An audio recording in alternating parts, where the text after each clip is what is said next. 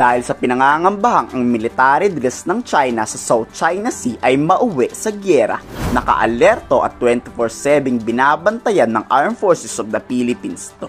At bilang paghahanda sa posibilidad ng pag-atake ng People's Liberation Army, muli na namang pinasabog ang HIMARS, isang rocket system ng US Army.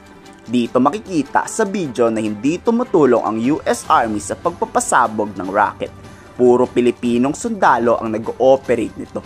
Anong kinalabasan? Ayun, namangha ang US Army sa kakayahan ng Pilipinong tumarget ng sigurado sa kalaban. Ang maganda pa sa HIMARS, pwede mong i-deploy kahit saan.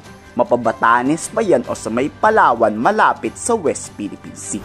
At ang dahilan bakit pinasabog ay kung sakali mang kailanganin to, ay handa na tong gamitin at pasabugin ng militar. It's a wheeled vehicle that can launch up to 6 missiles at ranges of 60 to 80 kilometers.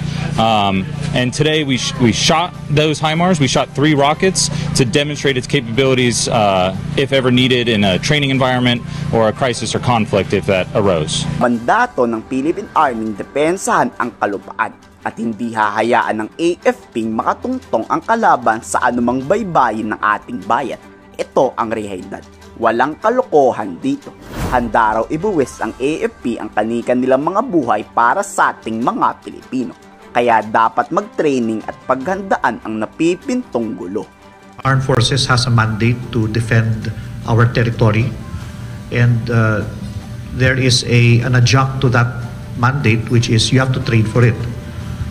And for realistic training, we train in areas where realism is provided for.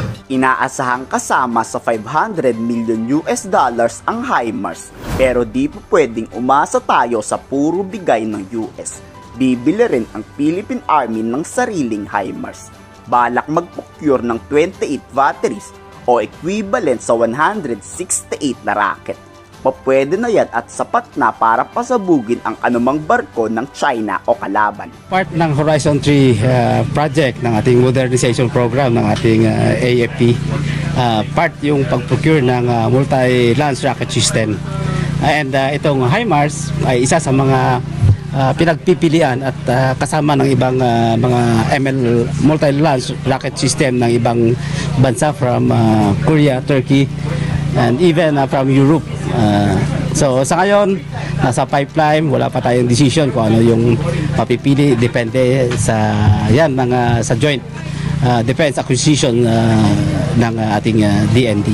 Muli namang nilinaw ng US Army, walang tinatarget na anumang bansa ang pagpapasabog ng rocket for defensive purposes only. Time na siguro with itong mga unfolding events na naririnig natin internationally. Hindi natin alam, baka madamay tayo dyan. So at least we're ready. Not executed as part of any current global situation. We've been executing this exercise for several decades at this point, and it's an annually scheduled exercise. Hindi sa lahat ng oras nakaasa tayo sa Amerika. Dapat tayo ang unang dedepensa sa ating sariling bansa. Bonus na lang kung tutulong talaga ang Amerika. Kayo, sa tingin nyo, tama ba na hindi tayo magpakapante sa nangyayari? I-komento sa baba ng salo.